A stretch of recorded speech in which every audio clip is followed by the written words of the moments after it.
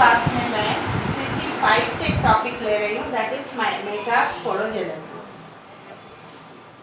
हम लोगों ने इसके पहले पढ़ा था microsporogenesis, development of anther, mechanism of pollen development inside the anther. Second जो टॉपिक है that is megasporogenesis. What do you mean by megasporogenesis? Development of megaspore inside the ovule is known as megasporogenesis. The female part of the flower consists three parts, that is stigma, style and ovary.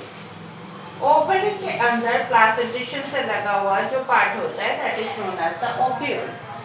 Ovule के अंदर ही female gametophyte बनते हैं, उसी में सबसे vital cell होता है that is the egg, और उससे फर्टिलाइजेशन होता है, देन सीड बनता है and it is the precursor और शुरुआत होती है न्यू प्लांट बॉडी।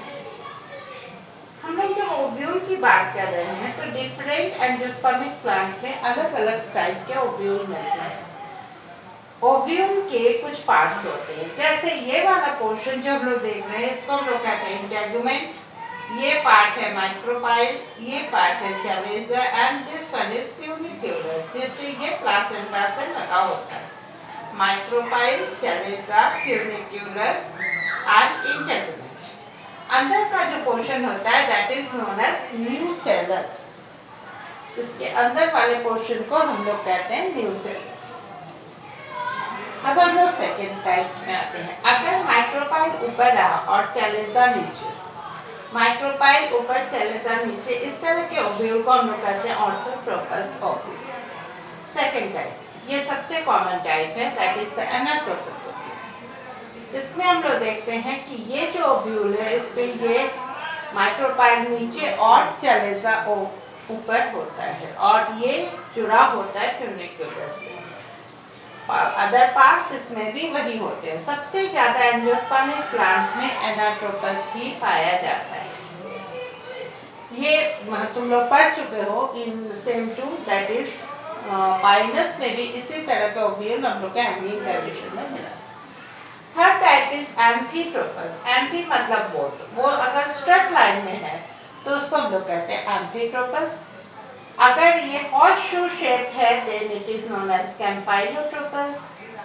अगर वो एक हॉरिजॉन्टल पैरेलल लाइन में है तो it is known as hemi anatropous.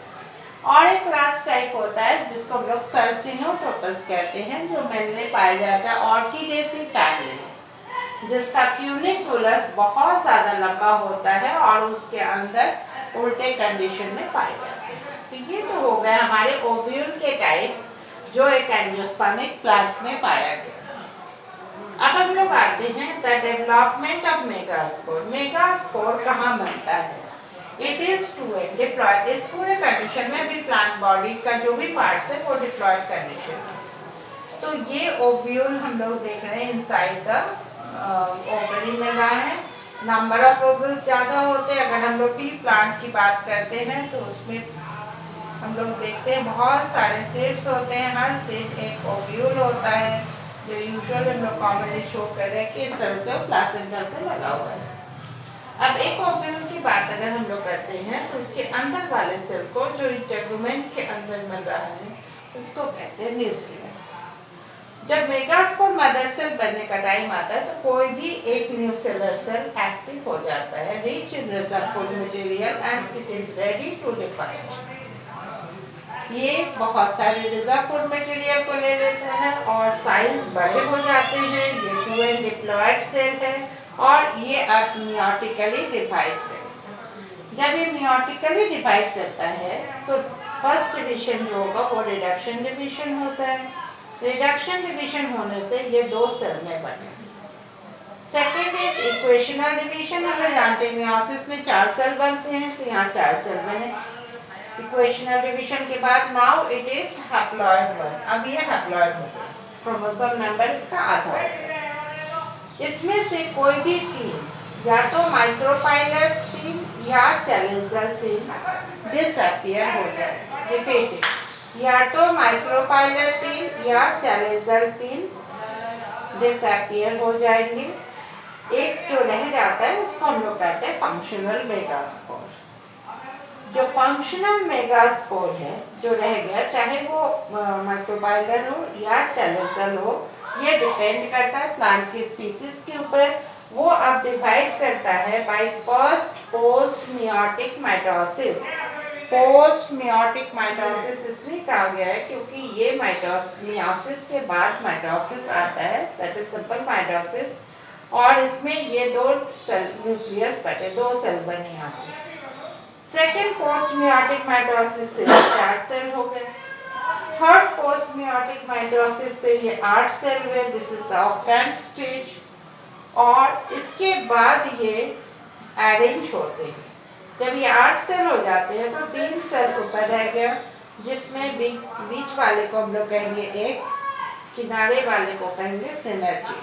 बीच वाले को कहेंगे एक, किनारे वाले को कहेंगे सिनर्जी, जो माइक्रोबाइलर छोड़ते हैं। बीच में इससे एक सेल इधर आया बीच में, नीचे से भी एक सेल सेंटर में आ रहा है, it is known as polar nuclei और secondary nucleus, it is responsible for endosperm formation. नीचे वाले तीनों सेल को हम लोग कहते हैं एंटीपोडल सेल, जो नीचे की तरफ पाए जाते हैं। अब ये मेगास्पोर से बन गया फीमेल गैमेटोफाइट। तो एक megaspore mother cell, reduction division से 2 सेल बना, इक्वेशनल डिवीजन से 4 सेल बना, जिसमें से कोई भी 3 गायब हो जाते हैं, चाहे डिसअपियर हो जाते हैं, जो या नॉन फंक्शनल हो जाते हैं, ओनली वन रिमेन फंक्शनल, या वो चैलेंजर हो या माइक्रोबाइलर हो। After that first post meiotic mitosis, ये 2 सेल बने। सेकेंड पोस्ट मियोटिक माइटोसिस से 4 बने, फिर 8 बने। फाइनली ये ऑक्टेंट फॉर्म में आया। जब ऑक्टेंट फॉर्म में ये आ जाता है और सेल्स अरेंज हो गए अपने अपने फंक्शन के आधार पे, तब इसको हम लोग कहते हैं female gametophyte. This is overall the development of megaspore inside the ovule.